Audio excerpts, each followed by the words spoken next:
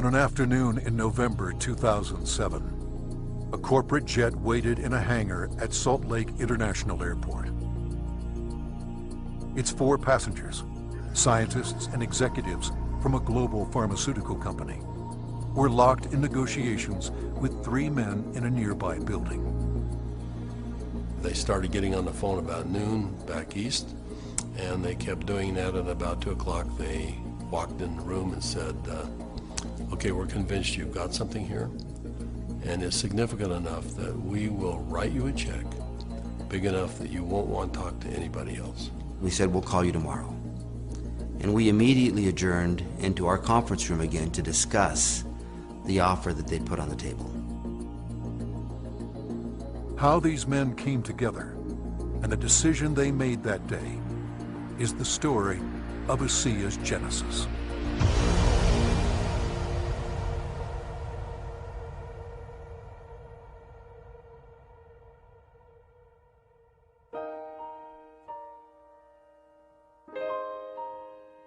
A lot of people have fathers that teach them sports. My father happened to be a great strategist, and from a very young age I recall having discussions with him about what he was doing. At the time he was running fairly large companies, and I can remember driving in the car with him and him talking to me about strategy, about what is strategy and how to think differently about a company.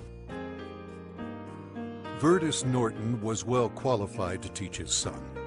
At the time, he was sales planning manager of the billion-dollar beverage division of General Foods Corporation in New York, with responsibility for iconic products like Kool-Aid, Country Time, and others. In 1985, he was recruited by Dart and Kraft and eventually became the head of Hobart Corporation US near Cincinnati, Ohio. 5 years later, he rejoined Kraft General Foods in Chicago as vice president of the Channel Group, managing a billion-dollar pilot business unit that led to the eventual integration of General Foods, Oscar Mayer, and Kraft Foods. Based on his track record, Vertus was asked to help re-engineer the company to increase efficiency in relation to an industry-wide initiative called Efficient Consumer Response. In the subsequent 3 years, Kraft's ECR, or efficiency rating, moved from 10th to 1st place. I've known Vertus for over 25 years, and it was apparent to me immediately that here was a very special man. A man that had wonderful ethics, great business strategies, enthusiasm. There was no question that this man was going to be a huge success, and he is a success. Vertus retired from Kraft at age 57 and moved to Park City, Utah. We thought he would take retirement seriously. He did not. Shortly after doing some service for our church, he was asked to run a biotech company. He had a lab in Southern California, 5 PhDs reporting to him, a series of master's or graduate students as well, all doing work for him there. And he ran that for 4 years, and we thought he was done. But Vertus Norton was not done. Through his son Tyler, Vertus was introduced to another biotech company and invited to become a member of their board. I recall coming to the house one afternoon only to find books strewn about his desk, chemistry and biology books, and I said, now what in the world are you doing now? And he proceeded to tell me that he had been invited to sit on the board of this company that had an incredible technology. And I do recall him saying, but they don't know exactly what they have. And that's an invitation to my dad. He's going to figure it out. He's a puzzler. I was intrigued until they told me it was made from salt water. And I told them this doesn't sound right, and you're going to have to convince me it's real. They said, well, we can do that. They said, we have a lot of research, and we'll give you some of the best research. You can look at it. And after running a lab and having my association with these people for 4 years, I knew what to look for. And I went through the science, and it was good, defensible science. Then they gave me a list of people to call, and I was calling Harvard, UCLA, University of Washington, University of Indiana, major labs across the United States, and everyone I talked to raved about the product, the way the company was intending for it to be used, And also they raved about the fact that you could drink this product and get a benefit from it. At the time, the product could only be produced in limited quantities through small devices. Highly unstable, it had to be used within minutes of production. But seeing the strength of the product, Virtus agreed to join the board of directors. As soon as I did that, they said, we're going to give you one of these devices to put in your house. We'd like you to become familiar with it. I started drinking the product that was made in this device, and my thinking cleared up. I had more energy. I felt better than I had for years, and now keep in mind I was in my 60s at that time. And I thought, holy cow, what is this? So I went to the first board meeting and found out that they were flat out of money. They were $1 million in debt. We said, let's see if we can help them find money. We tried for about 90 days, could not. Eventually the company folded, and they actually merged it with another company, an energy company. And when that happened, that company started selling off assets. Meanwhile, a family in New Hampshire was embarking on a major change. Jim Pack had been a highly successful consultant in the telecommunications industry. His son, Joe, had secured a position on the United States ski team. Wanting Joe to achieve his dreams, the family moved to Park City to allow Joe to train with the U.S. freestyle team for the 2002 Winter Olympics. So I'm living in a subdivision in Park City, Utah, and after a few years, another gentleman moves in a few houses up from me. This gentleman was named Virtus Norton. Now, Virtus and I became good friends, and actually we became good golfing buddies. I quickly came to realize that Virtus was something special in terms of his training, his business skills, his analytical ability, his integrity. Everything about Virtus was so much better than any executive, including governors or attorney generals, that I'd ever worked with. He was so competent. I was impressed. I made the decision on the golf course as we golfed, week after week. I said, I'm going to do something with this guy. One day we're golfing on the Park City Municipal Golf Course, and he's saying, I'm sitting on the board of this little company, and they've got a terrific product. I use the product. I've just found phenomenal results with this product, but the company's really mismanaged. He said, the product is so good that I'm going to put together an investment company and acquire this product. And he pulled a golf cart over on the fairway and reached in his back pocket and pulled out a folded check, business check, that was blank. And he said, you got a pen?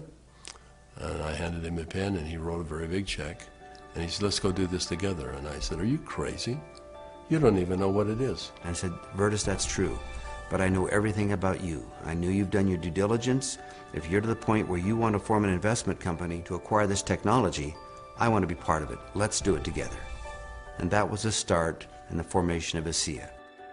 Of anybody that I've known, my favorite person is Jim Pack. I don't think just because he's brilliant. I think it's because he has drive and he engenders trust and confidence. And so we started down the road together, and over the course of a year we discovered what the product was and why it worked. We developed what's called the mechanism of action. They discovered the product was based on redox biochemistry, a new field of science that emerged near the beginning of the 21st century. Redox signaling is a function central to all forms of life. Redox signaling molecules are created within every cell of the body and are vital to the immune system and to cellular repair and replace mechanisms. As one gets older, the body's ability to make these molecules decreases, a function of aging. The product provided a replenishing source of the exact redox signaling molecules the body creates, and in the same balance, enhancing cellular health. Knowing the product's shelf life was essential, Virtus and Jim challenged a team of researchers, including Dr. Gary Samuelson, to find a way to stabilize the product. We didn't know if it could be done, and we bought some equipment and kept making product over and over and over again, and we'd run it through the computer. And finally, after months, he finally came in and said, I think I've got the product stabilized. And we started testing it and found out that he had, in fact, stabilized the product. After stabilization had been achieved, Virtus and Jim met with a group of university scientists. We had told them that we had stabilized this mix of molecules, and they said, no, it can't be done. And we said, no, we have done it. And they said, no, it can't be done. And they were so adamant that they were slapping the table. And we said, well, wait a minute. We'll come back tomorrow and show you the product. So we took the product back the next day. Said, this is stabilized redox signaling molecules, both positive and negative molecules in the same bottle, stabilized. And they said, how in the world did you do this? So one of the big breakthroughs is the fact that we can stabilize molecules that you're not supposed to be able to do that. The molecules in Asea are supposed to be fleeting. They should all return to salt and water in just a matter of minutes, and they don't. Meanwhile, Vertus's son Tyler had arrived at the pinnacle of his career in the financial services business. His father took occasion to explain to him the technology he and Jim Pack had acquired. He said to me, this is the product. He reminded me it was made from salt and water, and I was very concerned.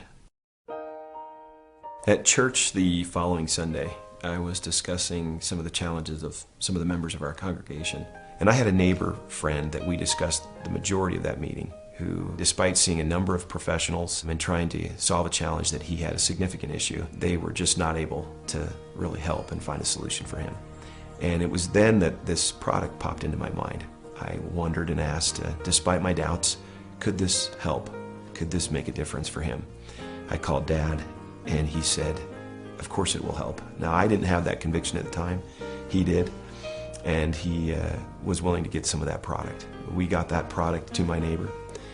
And from that point forward, I felt confident that I had done my part. And given that I was still doubtful and even fearful, I kind of washed my hands from it. I think it was 3 months later when I received a phone call from the leader of our church. And he said, are you sitting down?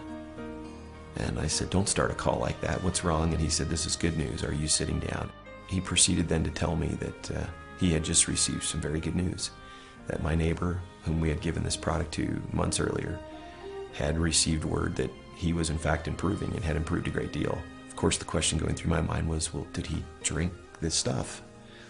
And that was what my church leader told me. He says, that's why I'm calling. He drank all of it, and he's confident that it's had a huge effect on his situation. I called my neighbor, and I needed for him to tell me what he had experienced. And he was quiet for a minute, as I recall, and said, do you have any idea what I think this has done for me and for my family? He began to tell me things that I've now heard multiple times over from people across all of North America, and how this product helped him and made a difference for his family. Frankly, this was a problem for me. This became a problem for me. It was my first indication that this could be real, this could be meaningful. By this point, Jim and my father had made a significant commitment to this product. They were moving forward. And I started to question kind of what I was doing, and feeling a need to get this product out to the world, watching the impact it was having. And I ultimately resigned in May of 2010 from a significant job, the job I'd spent the better part of 17 years getting to. And it was born of this sense and feeling that this product needed to be given to the world. I've known Tyler Norton for now over 20 years. He is a person who demonstrates integrity in all aspects of his business. He is able to motivate people to do things that are even beyond what they think they can do. You know, this came full circle for me about a few months ago. I happened to be out walking, and I looked ahead and saw a family coming towards me on the street. And as they got closer, I realized it was my neighbor that had been benefited by Asea. And I happened to be on the phone, and so we weren't able to talk. I kind of waved as we acknowledged each other, and he reached in his back pocket and pulled out a sport pouch of Asea, and then kind of subtly bumped his heart. And we didn't say anything, but I understood completely. It brought home the whole purpose of what we're doing. Now that the product was stabilized, Vertus and Jim began studying distribution models, retail, direct sales, internet, and network marketing. But first, they had a question. We actually wondered if people would drink a product that didn't taste very good, even if there was a perceived health benefit. And we said, let's find out. So we decided to find 40 people and create kind of a focus group, and we started giving it to them. We did that for about 2 months, and we said, let's go out and find out where we are with these 40 people. So when we went out and contacted them, we found out that the 40 people had turned into 135, and the product had been shipped to 20 different countries without our knowing it. And we said, well, we've got the answer we wanted. People will, I think, buy this product. When they determine that there is a perceived health benefit, they'll buy it. But in the meantime, we had contacted a friend, someone that Jim Pack knew and we had played golf with. And he was running a very big pharmaceutical company in New Jersey, about $10, $11 billion. And he finally agreed to send a group of people out and spend some time with us and see what we had come up with. So 4 people flew out on a plane, and we met in the conference room we had on the west side of the city for the better part of a day. We spread all of the research that we had out on a table. And these gentlemen asked all the right questions. They thoroughly went through all of the science that we had, and as they do that, they'd call back to their headquarters and ask questions. About 2 o'clock in the afternoon, they came to us, and they said, we think you've got something really special here.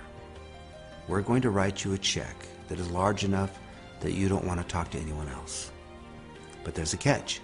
And I said, what's the catch? And they said, you've got to shut it down. And I said, shut what down? And they said, you've got 135 people on this product right now. Shut it down. People have problems all the time, and they deal with them as best they can. You're going to have to walk away. And that kind of took us back a little bit. In fact, I said, that seems a little harsh to me. And they said, you want to work with us, you walk away. We said, well, we'll let you know. So we ushered them out of the building, and we huddled around the conference table. We came to realize that this had changed for us from a business play to something very important. This was a cause. This was a responsibility. We'd seen too many people helped by this product. We realized that the only option before us was network marketing. And in that conference room on that day, we made that decision to form a network marketing company. Asea LLC opened its doors for business in July 2009 with just a handful of independent associates. Today there are tens of thousands, and their ranks are growing exponentially every month. In 2012, the company announced its entry into Europe, the first of many international steps to come. Every company has a vision, but for Vertus and I, our vision is just a little bit different given our age. This is not about making $1 million. This is about changing 1 million lives. One of my fondest memories is of a Meet Asea meeting that we held in Lexington, Kentucky. We had a huge group of people that came, very impressive group, and a lot of people coming up talking about what Asea had done for them personally. But at the end of the meeting, they invited me to come up and gave me a small treasure chest. Wasn't very big, but as you open up the treasure chest, it's filled with letters of gratitude and thanks. It meant a great deal to me. So we came back to Salt Lake City, and I asked our people to go out and find a treasure chest, which we have done, and we have it in the office, and we continue to add letters to it. I have the privilege of going around the country and talking to people about this product.